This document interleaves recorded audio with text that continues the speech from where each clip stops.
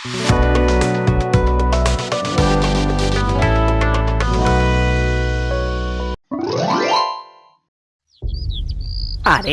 দেখ দেখ, একটা ভিক্ষুক। চল চল বিটলু, ওর টাকাগুলো হাতিয়ে নি। হ্যাঁ হ্যাঁ, চল চল, ওর থালায় তো দেখছি ভালোই টাকা আছে। সাহায্য করুন, আমাকে 2 টাকা দিয়ে সাহায্য করুন। আমাকে 2 টাকা দিলে 200 টাকা পাবেন। যে যা পারেন তা দিয়ে সাহায্য করুন। শুনেছিস বাবলা, ভিক্ষুকটা কি বললো? আরে হ্যাঁ রে হ্যাঁ, সবই শুনেছি। চল মজা নেওয়া যাক, তবে তার আগে আমাকে 2 টাকা ধার দে। সবের মধ্যে আবার টাকা ধার চাচ্ছিস কেন? আরে এত কথা না বলে দে তো, তোকে একটু পরে 10 টাকা দিচ্ছি। তুই দেখছি আমাকেও বোকা বানাচ্ছিস বাবলা। আরে ভাই দে না, টাকাটা দিয়ে দিচ্ছি তো। বিটলু তার পকেট থেকে 2 টাকা বের করে বাবলার হাতে দেয়। বাবলা টাকাটা নিয়ে ভিখারির থালায় দান করে। এই নিন ভিখু আঙ্কেল, 2 টাকা নিন। বেঁচে থাকো বাবা, বেঁচে থাকো, তোমাদের জন্য দোয়া করি। ধন্যবাদ ভিখু আঙ্কেল। আরে বেটা, পরে ধন্যবাদ দিস। নে এবার গুনে গুনে 200 টাকা নিয়ে নে। এ কি করছো বাবা? আমার টাকা তোমরা কেন নিচ্ছ? রেখে দাও বলছি, রেখে দাও। তোমার টাকা কেন আমরা নেব? আমরা তো আমাদের ভাগের টাকাই নিচ্ছি। তোমাদের টাকা মানে? তোমাদের টাকা কি করে হয়? তোমরা তো মাত্র 2 টাকা দিয়েছো। এই যে নিয়ে নিলাম আমাদের 200 টাকা। তুমি তো বলেছিলে 2 টাকা দিলে 200 টাকা দেবে, তাই তোমার কথা মতোই 2 টাকা দিয়ে 200 টাকা নিয়ে নিলাম। এই বিটলু, চল বাড়ি চল। এই চোর, চোর আমার টাকা নিয়ে চলে যাচ্ছে, চোর। ভিখারির কথা শুনে কয়েকটা লোক বাবলাকে ধরে নিয়ে আসে। এই বেটা, ভিখারির টাকা চুরি করেছিস কেন? দে, ওর টাকা ফেরত দে। কি বলছেন কাকু? আমি কেন ওর টাকা চুরি করব? সে আমাকে বলেছে 2 টাকা দিলে 200 টাকা পাবো। কি ভিকু কাকু, এ কথা বলেননি আপনি?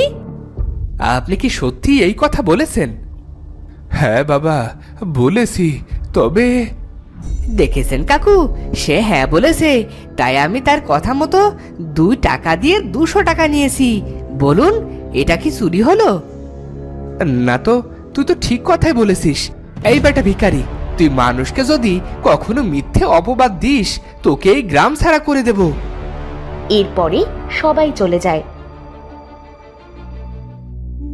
ভিখারি তার কষ্টে 200 টাকা হারিয়ে কাঁদতে থাকে। কি হয়েছে ভিখারি আঙ্কেল, আপনি গাছের নিচে বসে কান্না করছেন কেন? আর বলো না, সব জায়গায় আমার দুঃখ। খোদা আমার কপালে এই বুঝে লিখে রেখেছে। আল্লাহ যা করে আমাদের সবার মঙ্গলের জন্যই করে। হয়তো সামনে আপনার জন্য আরো ভালো কিছু অপেক্ষা করছে। ভালোর জন্য? আমার ভালোর জন্য কিছুই নেই গো মা। আজ 2টো ছেলে আমার ভিক্ষে করা 200 টাকা ছিনিয়ে নিয়ে গেছে। তুমি জানো না কত কষ্টে আমি ওই টাকা পেয়েছিলাম। এখন আমি কি খাবো, কি খেয়ে বেঁচে থাকবো? ও, তাহলে এই কথা। আচ্ছা, আপনি আমাদের বাড়ি চলুন, আমার মা আজ মুরগির ঝোল রান্না করেছে। ভিখারিকে নিয়ে সেতু তার বাসায় যায়।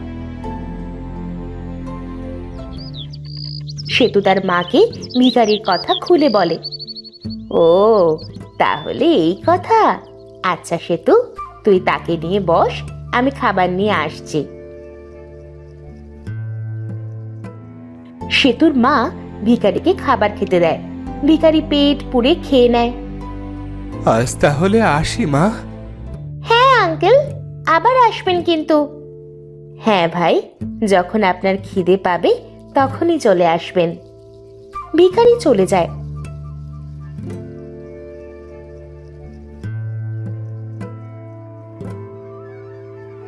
আর তখনই ভিখারির মনে পড়ে তার পুঁটুলি সে সেতুদের বাড়ি ফেলে আসছে। এই দেখো কি কাণ্ড, আমার ভিক্ষে করা থালাটা যে ফেলে এসেছি। যাই, আবার গিয়ে নিয়ে আসি। ভিখারি তার ফেলে আসা থালা নিতে সেতুদের বাড়ি আসে, আর তখন সে শুনতে পায় ঘরের ভেতরে সেতু আর তার মা কথা বলছে। মন খারাপ করো না মা, আজ রাতে না হয় না খেয়েই কাটাই। আমি তো না খেয়েই থাকতে পারবো, কিন্তু তুই তুই তো আর না খেয়ে থাকতে পারবি না বল।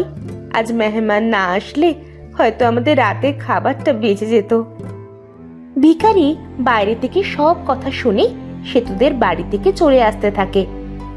হায় খোদা, এরা তো দেখছি দিন আনে দিন খায়, একেবারে আমার মতোই অবস্থা। আমাকে তাদের রাতের খাবার খাইয়েছে, আর এখন রাতে তারা উপোস করে থাকবে। এদের জন্য কিছু করতে পারলে নিজের কাছেই ভালো লাগতো। পরের দিন ভিখারি একটা গাছের নিচে বসে ভিক্ষা করছিল। কি গো কাকু, আজ কেমন রোজগার হলো? তা তোমরা তোমরা আবার এসেছো? যাও বলছি, যাও। বাবলাকে তো কাল 200 টাকা দিলে, আজও কি 2 টাকায় 200 টাকা পাবো? তোমরা আমার সাথে অন্যায় করেছো, যাও, ভাগো ভাগো বলছি। ভিখারির সাথে আবার অন্যায়? ভালোই ভালোই আজকে চাঁদাটা দিয়ে দাও, নয়তো কালকের মতোই হাল করব তোমার। চাঁদা? কিসের চাঁদা? ওরে বাবা, আমাদের এলাকায় ভিক্ষে করবে আর আমাদের চাঁদা দেবে না, তা কি করে হয়? এ কথা বলে তারা ভিখারির সব টাকা ছিনিয়ে নেয়।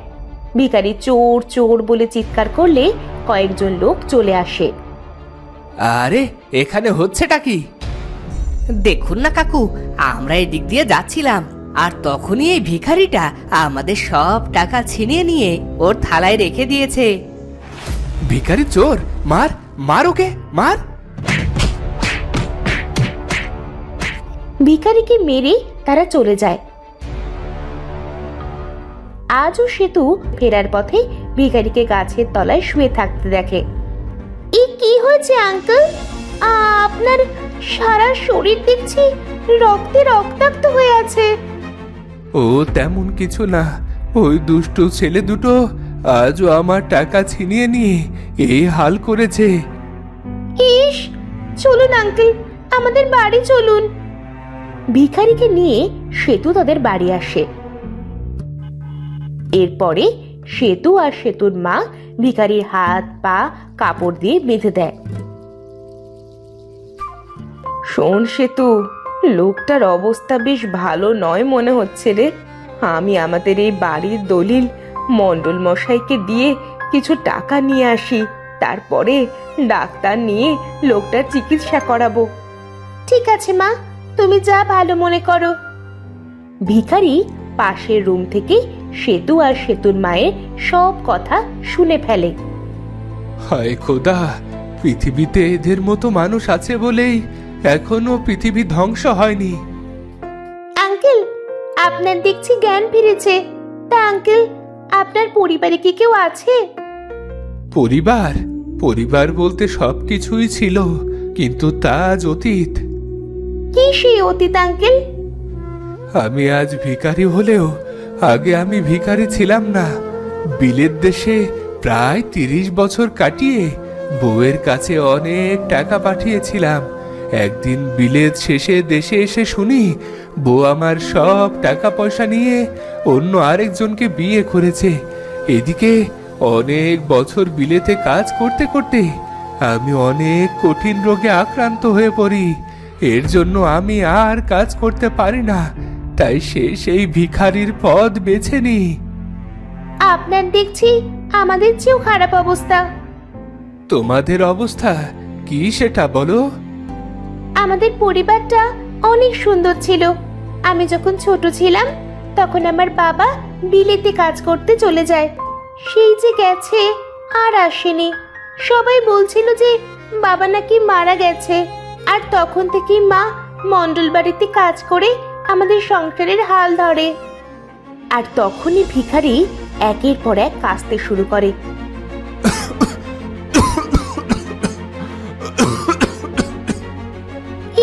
কি হলো? আপনি কাশছেন কেন? আমার মনে হয় আগের রোগটা আবার বেঁকে বসেছে। আপনি অপেক্ষা করুন, আমি এক্ষুনি ডাক্তার নিয়ে আসছি। সেতু ভিখারির অবস্থা কঠিন দেখে ডাক্তার আনতে চলে যায়। এদিকে আমার থাকাটা একেবারে ঠিক হবে না। আমি এদের আর কষ্ট দিতে চাই না। আমার এখনই এখান থেকে চলে যাওয়া উচিত।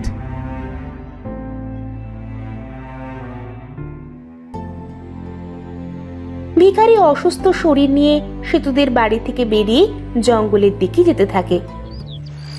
যেতে যেতে সে একসময় নদীর ধারে চলে আসে। না, আমি আর পারছি না। আমি আমি আর বাঁচতে চাই না এভাবে। এর সমাপ্তি আমাকে এখনই করতে হবে। ভিখারি নদীতে ঝাঁপ দিয়ে মৃত্যুর কথা ভাবে। সে নদীর কাছে যায়, আর তখন তার পায়ের কাছে একটা বোতল ভেসে আসে। আরে, এটা তো অনেক সুন্দর বোতল। ইস, এটা যদি সেতুকে উপহার দিতে পারতাম। ভিখারি বোতলের মুখ খোলে, আর তখনই তার সামনে এক বিশাল বড় দানব চলে আসে। কে কে আমাকে 7 বছর পর মুক্ত করলো? কে কে সে? আমি আমি এক সাধারণ ভিখারি, কিন্তু আপনি কে? আমি এক অভাগা জিন, যে নিজের একটা ভুলের কারণে এই পৃথিবীতে বন্দী হয়েছিলাম। কিন্তু তুমি আমাকে মুক্ত করলে। বলো বলো, তোমার কি চাই? আমি তোমার 3টি ইচ্ছে পূরণ করব। শেষ জীবনে নিজের জন্য কিছুরই প্রয়োজন নেই, কিন্তু সেতু ওর জন্য চাইতে পারলে মরেও শান্তি পাবো। বলো বলো, তোমার 3টি ইচ্ছে বলো ভিখারি। আমার প্রথম ইচ্ছে হলো সেতুর বাবাকে তার কাছে ফিরিয়ে দাও। হয়ে গেছে, সেতুর বাবা ফিরে এসেছে। সেতু, সেতু কোথায় তুই? তাড়াতাড়ি এদিকে আয়, দেখে যা মা, তোর বাবা ফিরে এসেছে। বাবা! আমার লক্ষ্মী সোনা সেতু। হ্যাঁ ভিখারি, এবার তোমার দ্বিতীয় ইচ্ছের কথা বলো। আমার ইচ্ছে শেষ হলে কোনো কষ্ট ছাড়া মৃত্যু দিও, যাতে কেউ আমার লাশ আর খুঁজে না পায়। হয়ে যাবে, এবার তোমার শেষ ইচ্ছে বলো। সেতুর মনে যে প্রথম আশা রয়েছে সেটা তুমি পূরণ করে দাও। ওর মনের প্রথম ইচ্ছাটা তুমি পূরণ করে দিলে আমার মনেও যে শান্তি আসবে। শেষ, দ্বিতীয় ইচ্ছে অনুযায়ী এবার তোমার মৃত্যুর পালা। দানব তার জাদু শক্তি দিয়ে ভিখারিকে ভস্ম করে দেয়, আর দানবও হাওয়ায় মিলিয়ে যায়। বাবা, আজ আমি অনেক খুশি। ভিক্ষুক আঙ্কেল, কোথায় তুমি? ফিরে এসো, দেখে যাও, আমার বাবাকে দেখে যাও। ভিখারির শেষ ইচ্ছে পূরণ হলো, এবার আমি দায়মুক্ত। আর সাথে সাথেই সেতুদের বাড়ির সামনে ভিখারি আবার এসে পড়ল। বাবা, মা, ওই দেখো ভিক্ষুক আঙ্কেল। তো বন্ধুরা, ভিডিওটি কেমন লাগলো? যদি ভালো লাগে চ্যানেলটি সাবস্ক্রাইব করে বেল আইকনটি বাজিয়ে দিও। দেখা হচ্ছে পরের ভিডিওতে। ধন্যবাদ বন্ধুরা।